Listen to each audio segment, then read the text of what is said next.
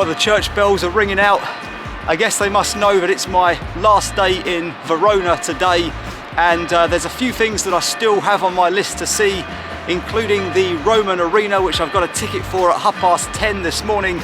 I also want to take a closer look at some of those bridges down there on the river and tell you about where I've been staying whilst I've been in the city. So I was up this morning at 7 AM, left the hotel at 8. I took a walk through the streets of central Verona. It was really nice actually. Yesterday they were super busy, absolutely packed, but this morning it was so early there was hardly anybody about. I could see the Christmas market starting to come alive and open up. The sun was rising nicely and lighting some of the buildings in the main square, and I got to tell you, it was hard walking past some of those coffee shops, especially as I haven't yet had breakfast. But I've arrived now at a viewpoint. I wanted to start the video here because it is said to be the best view of Verona. It's actually a place called Castel San Pietro, and it's on the top of a hill overlooking the river, the bridges, and of course the wonderful city there in the distance. You have to pay to get into the castle, but out here in the courtyard on the balcony it's completely free. So I think what we'll do is we'll walk down those 100 or so steps across the bridge that you can see behind me, and then back into the city of Verona. And whilst we do that, I'll tell you a little bit more about that bridge and some of the others.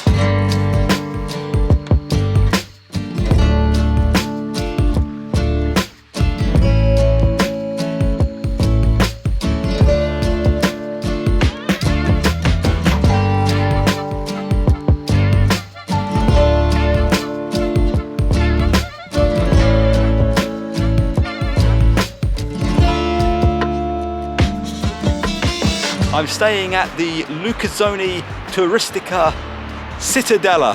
That is quite a tough one to remember.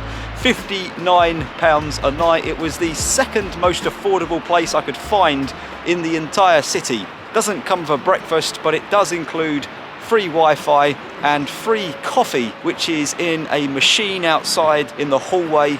You also get a shared bathroom, and to be fair, the room has been kind of perfect. It's in a really good location as well, just 3 or 4 minutes walk from the Roman Colosseum, and then a fairly expensive city to stay in. It was a pretty good deal.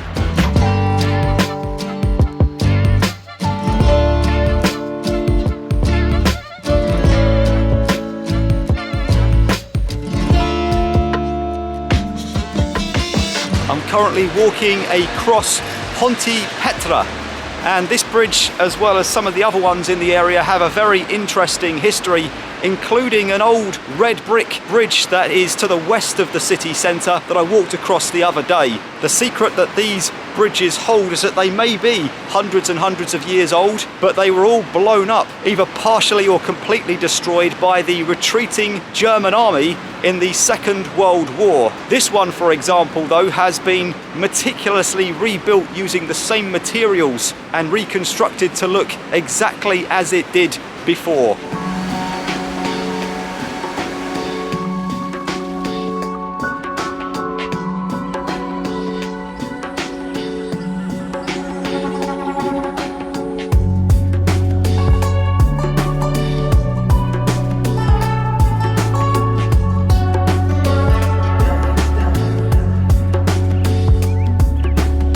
I have now made it inside the arena itself. It cost me, to head into the hallways, it cost me €10 to get in. I bought a ticket online last night. I beat the queue, which was a good benefit of buying online.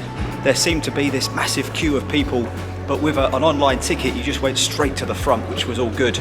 So I'm walking along the hallways now, and I will tell you that this amphitheatre was built in 30 CE. Amazingly enough, that is 50 years before the Colosseum in Rome was built, which was built in 80 CE. So I think what I'm going to do is head a bit further down these hallways, familiarise myself with the place, and then we'll head out into the arena floor and up into the stands. You can see that those that built the structure really maximised the use of arches, and that was quite common for amphitheatres and arenas.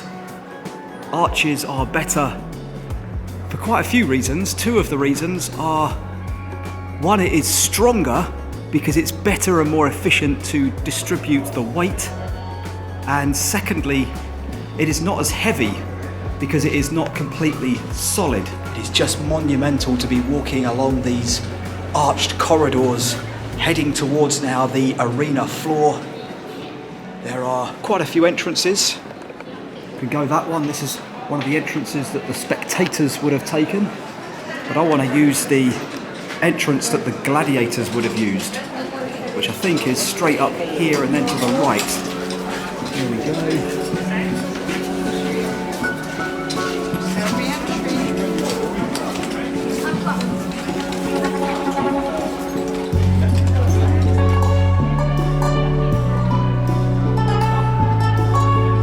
I've made it out onto the arena floor, and just looking up at these stands, it really is a sight to behold. What an amazing place. 2,000 years ago, we know that there were epic gladiatorial battles here, bloodshed, turmoil, all in the name of entertainment, really. That's what these places were designed to do, to entertain the people of the town or the city.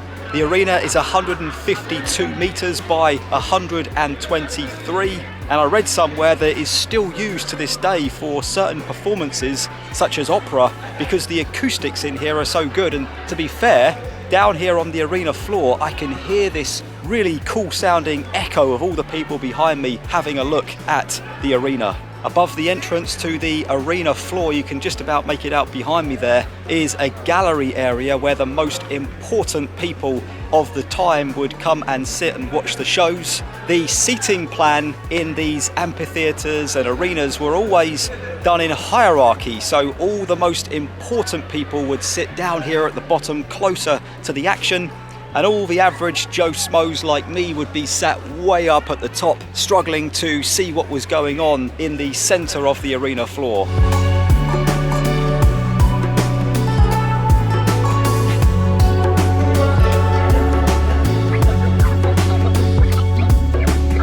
I'm really not sure if there is a better place for me to end the video than right here at the top of the Verona Amphitheater here in Verona, Italy. What a spectacular setting behind me. You can see the magnificent arena itself. It's not just the arena that you can see, but in the distance across the top of it, you can make out the castle-like top of the old city walls zigzagging their way along a hilltop.